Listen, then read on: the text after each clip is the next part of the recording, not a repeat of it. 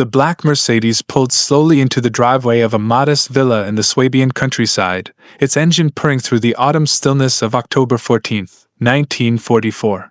Inside the house, a man who had commanded armies across North Africa, who had earned the grudging respect of Winston Churchill himself, who had been called the Desert Fox by friend and enemy alike, sat waiting. He knew what the car meant.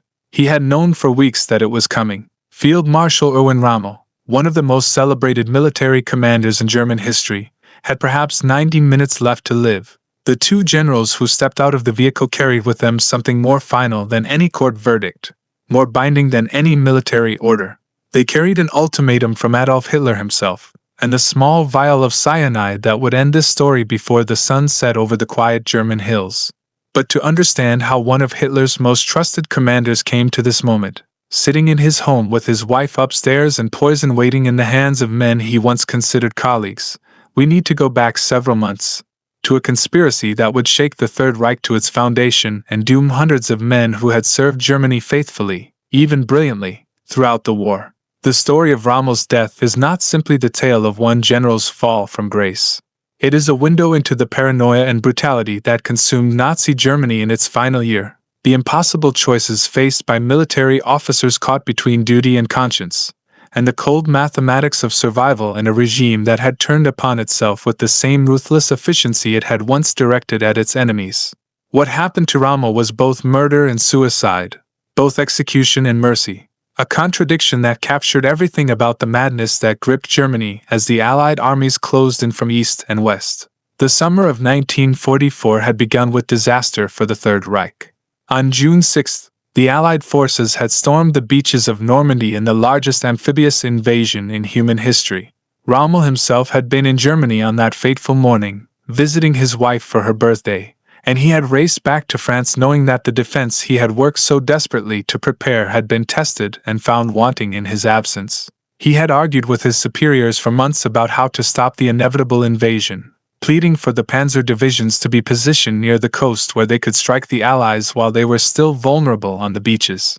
He had been overruled. The tanks were held back, too far inland to intervene decisively, and when they finally moved forward they were harassed mercilessly by Allied aircraft that owned the skies.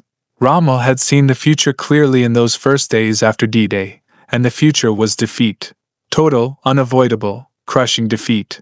Germany had lost the war, and every week of continued fighting would only pile more bodies on an altar to Hitler's delusional refusal to accept reality. This was dangerous knowledge for a German general to possess in 1944. Hitler tolerated no defeatism, no suggestion that the war might be lost, no hint that Germany should seek terms with its enemies rather than fight to the bitter end. The Führer inhabited a fantasy world in which secret weapons and miracle offensives would still turn the tide, in which willpower alone could substitute for the tanks, aircraft, and fuel that Germany no longer had. Rommel had believed in Hitler once, had been seduced like so many others by the charisma and the early victories, by the restoration of German pride after the humiliations of Versailles.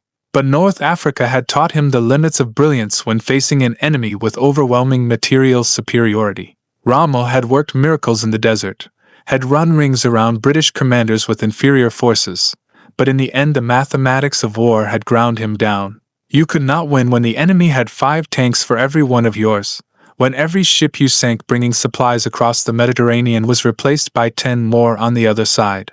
He had learned this lesson in the sand, and now he was learning it again in the hedgerows of Normandy.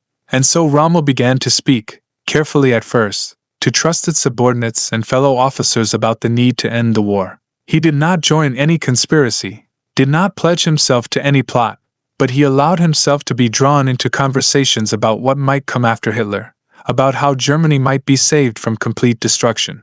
These were the kinds of conversations that could get a man hanged in Nazi Germany. But Rommel was not just any man. He was a national hero, perhaps the most popular military figure in the entire country. His victories in France in 1940 and in North Africa had made him a household name.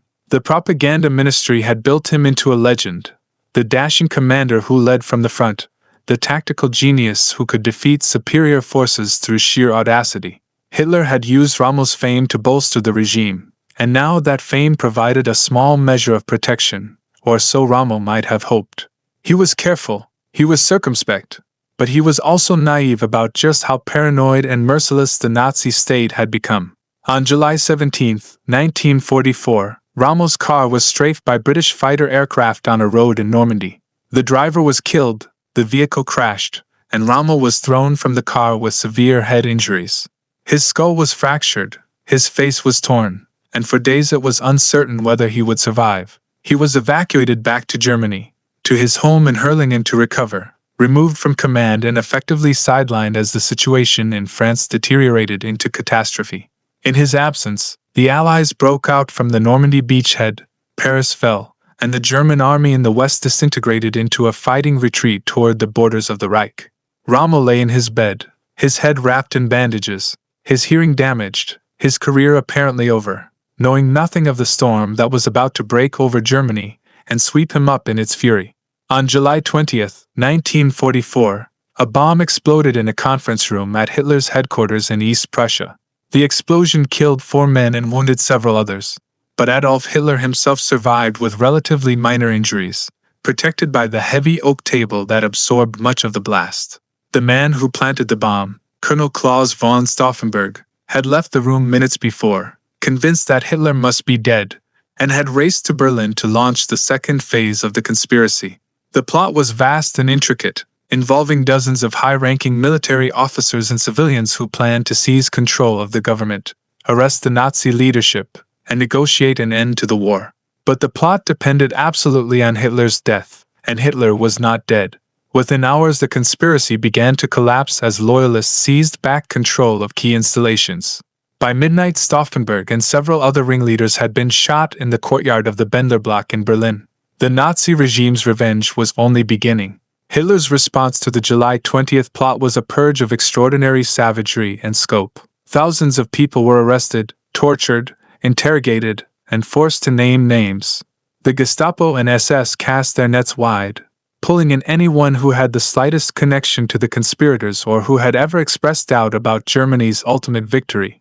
Many of those arrested were military officers, some of high rank, who had served Germany loyally for years but who had become convinced that Hitler was leading the country to ruin. The trials were show trials, held before the People's Court where the vicious Judge Roland Freisler screamed at defendants and denied them any real defense. Hundreds were sentenced to death, many of them hanged with piano wire from meat hooks, their executions filmed for Hitler's viewing.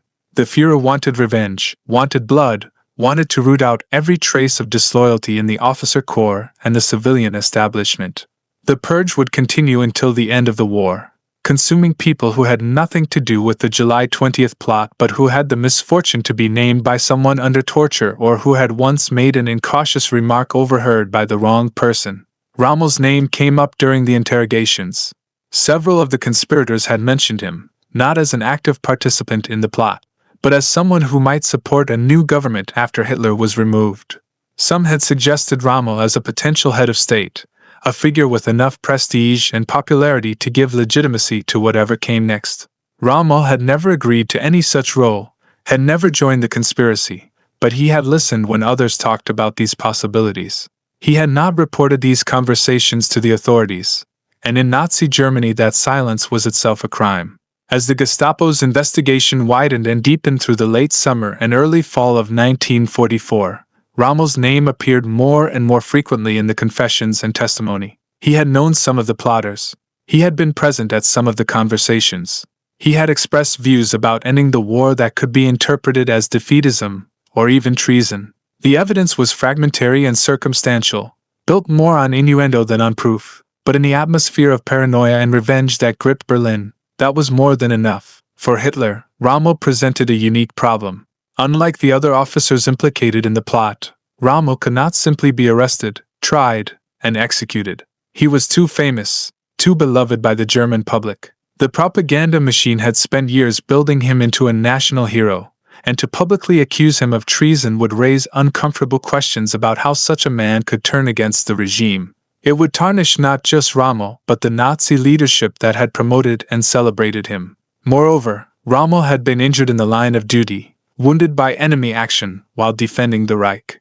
To drag him before Freisler's court would risk creating sympathy for him and anger among the German people, who might not understand or accept that their hero was a traitor. Hitler needed Rommel dead, but he needed it done quietly, in a way that would preserve the myth while eliminating the man. Through September and into October, Rommel convalesced at home, aware that he was under suspicion but unsure of how serious the danger was.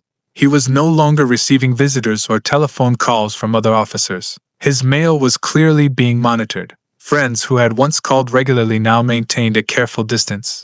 The isolation was deliberate, designed to cut him off from any support network and to prevent him from learning what was being said about him in Berlin. Rommel was essentially under house arrest without any formal charges being filed, living in limbo while the regime decided his fate.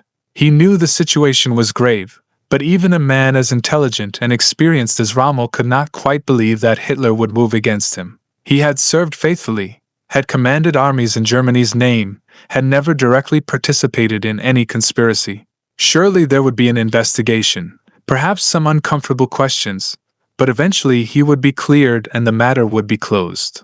On the morning of October 14th, his wife Lucy noticed official vehicles in the area, cars that did not belong to local residents, men in dark uniforms watching the house. Rommel saw them too and understood immediately what they meant. The reckoning had come. He was calm as he prepared himself, straightening his uniform, going through the mundane rituals of a man getting ready to face something momentous. His son Manfred was home on leave from the Wehrmacht, and Rommel took him aside to explain what was about to happen, speaking quietly and factually, the way a commander might brief a subordinate on a difficult mission. He told Manfred that he had been accused of involvement in the July 20th plot, that Hitler had decided he must die, and that he had been given a choice. He could take poison and die quietly, in which case the regime would maintain that he had died from his injuries and he would receive a state funeral with full military honors. His family would be protected, his pension would be paid, his reputation would remain intact. Or he could refuse the poison, in which case he would be arrested, tried before the People's Court, and almost certainly executed along with everyone close to him. His wife would be arrested. His son would be arrested. Anyone who had ever been associated with him would be swept up in the purge. By taking the poison, Rommel could save his family and preserve the legend that the regime had built around him. By refusing, he would destroy everything and everyone he loved. When the doorbell rang, Rommel was ready. He went downstairs and opened the door to admit Generals Wilhelm Burgdorf and Ernst Mazel, two officers he had served with, men who now carried the death warrant from Berlin. They were uncomfortable with their mission, unable to meet his eyes directly, following a script that had been prepared by Himmler's office. They asked Rommel to take a drive with them so they could speak privately, away from his family. Rommel agreed.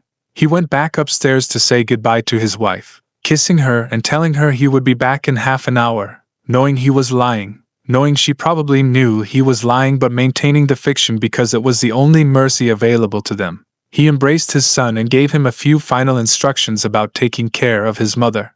Then he walked out of his house for the last time, climbed into the back seat of the Mercedes, and let the door close behind him. The car drove away from the villa but did not go far. After less than a kilometer, the driver pulled off the road into a small clearing in the woods. Burgdorf and Mazel explained the terms once more, making certain that Rommel understood the choice he faced. They showed him the vial of cyanide, a small glass ampoule that would kill him in seconds. They told him that if he took it now, everything would be arranged as promised. His death would be attributed to his war wounds. Hitler himself would attend the funeral or send representatives. Rommel would be buried as a hero of the Reich. But if he refused, if he insisted on a trial, then the machinery of Nazi justice would grind forward with its usual ruthless efficiency, and his family would be consumed along with him. Burgdorf and Mazel were not monsters conducting this execution. They were officers following orders in a system that had long since lost any moral compass, doing their duty as they understood it, however terrible that duty had become. They waited for Rommel's decision. There was never really any choice at all. Rommel understood the mathematics of the situation as clearly as he had understood the logistics of armored warfare in North Africa. One man's death could save his family. Resistance would achieve nothing except to spread the destruction wider. He could not fight the Gestapo, could not outrun the regime's vengeance, could not protect the people he loved unless he gave Hitler what Hitler demanded. The field marshal who had faced death 1,000 times on battlefields across Europe and Africa who had led charges and exposed himself to enemy fire with apparent fearlessness, now faced his death alone in a car on a quiet country road, killed not by the enemy but by the regime he had served. He asked for a few moments alone, and the two generals stepped out of the vehicle to wait at a respectful distance. Rommel sat in the back seat for perhaps 5 minutes, and we can only imagine what thoughts went through his mind in those final moments. Did he think of the campaigns he had fought, the victories and the defeats? Did he think of his wife and son? Did he curse Hitler, or Germany, or fate itself? Or did he simply accept what was happening with the same pragmatic clarity that had made him a great commander, recognizing that this was how the story ended and that prolonging it would only make things worse? He bit down on the glass ampoule and within seconds the poison took effect. Cyanide kills by preventing cells from using oxygen, essentially suffocating the victim at the cellular level. It is agonizingly painful but mercifully fast. Rommel convulsed briefly, his body fighting against the poison, and then he was still. Bergdorf and Maisel returned to the car, confirmed that he was dead, and drove his body to a military hospital where doctors certified that Field Marshal Rommel had died as a result of complications from his war wounds. The official announcement was made the following day. Hitler issued a statement praising Rommel's service to Germany and announcing that the Field Marshal would receive a state funeral. Thousands of Germans lined the streets as the funeral procession passed, mourning the loss of a national hero who had supposedly died from injuries sustained fighting the enemies of the Reich. Very few knew the truth. The regime kept it secret, and Rommel was buried with the honors that had been promised. The irony of Rommel's death is that he probably was not really involved in the July 20th plot in any meaningful way. The evidence suggests that while he knew some of the conspirators and had discussed the possibility of ending the war with them, he had never committed himself to the assassination attempt. Rommel was not a Democrat or a humanitarian who opposed Hitler on moral grounds. He was a soldier who had concluded that Germany had lost the war and that continuing to fight would only cause more destruction. He had apparently hoped for a military solution, imagining that the officer corps might convince Hitler to step aside or that Germany might negotiate an armistice after Hitler's removal, but he had not joined the actual plot to kill the Führer. The conspirators had mentioned his name because he was famous and respected, because they hoped to use his prestige to legitimize whatever came after the coup, but they had not brought him into the inner circle of the conspiracy. Rommel died not because he was a traitor but because Hitler needed to purge anyone who had expressed doubts about the war, and because Rommel's fame made him a useful scapegoat whose quiet elimination could serve as a warning to others. The story of how Rommel died remained a secret for many months after his death. His family kept silent, bound by fear and by the regime's threats. The other officers who knew the truth either died in the final battles of the war or chose not to speak about what had happened.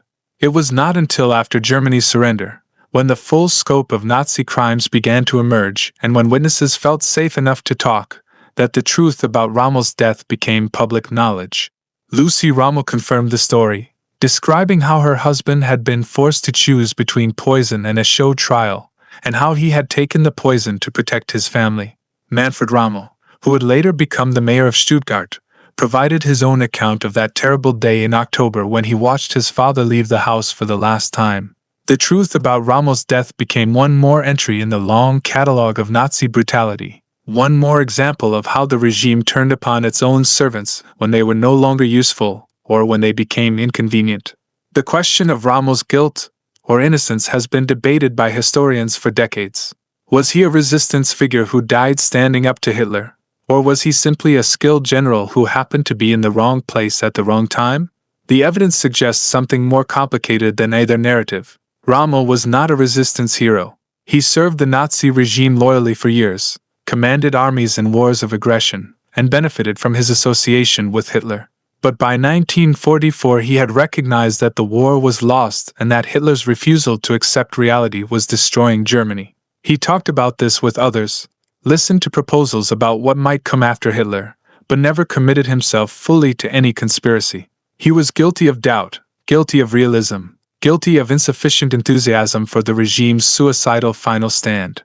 In Nazi Germany in 1944, those offenses were enough to warrant a death sentence. What makes Rommel's story particularly tragic is that his death achieved nothing. He died to protect his family, and the regime did keep its word in that regard, but his death did not slow the purge or save anyone else.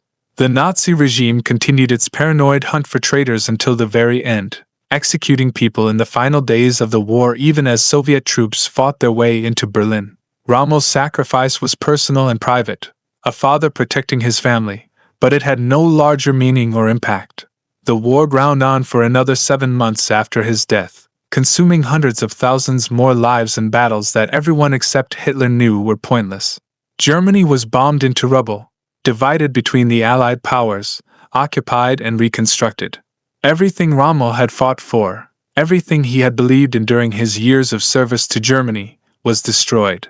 His death was just one more casualty in a regime that devoured its own children with the same enthusiasm it had shown in destroying its enemies. For the American audience watching this story unfold, there is something uniquely disturbing about Rommel's fate because it reveals the difference between the Allied democracies and the Nazi dictatorship in the starkest possible terms. American generals who made mistakes or who disagreed with their superiors were relieved of command or reassigned. George Patton could slap soldiers and make inflammatory statements, and the worst consequence he faced was a temporary demotion. British commanders who failed were shuffled off to other posts or retired. But in Nazi Germany, doubt itself was a capital crime, and the regime murdered its own commanders with the same cold efficiency it had applied to millions of others. Rommel died not on a battlefield but on a quiet road in Germany, killed by his own government because he had recognized reality, and because his fame made him dangerous. There is something profoundly horrifying about a system that turns upon its most talented and successful servants simply because they acknowledge the truth. The story ends not with Rommel's death but with what came after. The state funeral was held with full military pageantry, Hitler's representatives in attendance, thousands of mourners lining the streets. The newspapers praised Rommel's service and mourned his loss. The myth was maintained, the lie was told, and for months most Germans believed that their hero had died from his wounds rather than from poison administered by his own government. But myths cannot survive contact with truth forever. After the war, when the full horror of the Nazi regime became public knowledge, when the camps were liberated and the documents were discovered and the survivors began to tell their stories, the truth about Rommel emerged as well. He became a symbol not of Nazi military prowess but of the regime's paranoia and brutality, an example of how tyranny eventually consumes everyone, even its heroes. His grave in Herlingen became a place of pilgrimage, but also a reminder of the terrible choices that people faced in Nazi Germany, the impossible decisions between death and dishonor, between protecting loved ones and resisting evil. Rommel's final choice, to take the poison rather than face the trial, was not an act of cowardice but of cold calculation. He knew he could not win, knew that resistance would only spread the suffering wider, knew that one man's death was a cheaper price than the destruction of his family. He made the choice that millions of people in Nazi Germany faced in various forms throughout those 12 terrible years, the choice between submission and destruction, between collaboration and annihilation. Most people chose submission because the alternative was unthinkable. And Rommel made the same choice in his final moments, swallowing poison on a country road because it was the only way to protect the people he loved. There is no glory in that death, no heroism, only the grim arithmetic of survival under tyranny. Field Marshal Erwin Rommel, the Desert Fox, the commander who had dazzled the world with his audacity and brilliance, died alone in a car, murdered by the regime he had served. Another victim of the monstrous system that had consumed Germany and dragged the world into history's most devastating war. His story is a reminder that evil systems destroy everyone eventually, that tyranny offers no protection even to its most loyal servants, and that the price of serving darkness is paid eventually by everyone, whether they recognize it or not.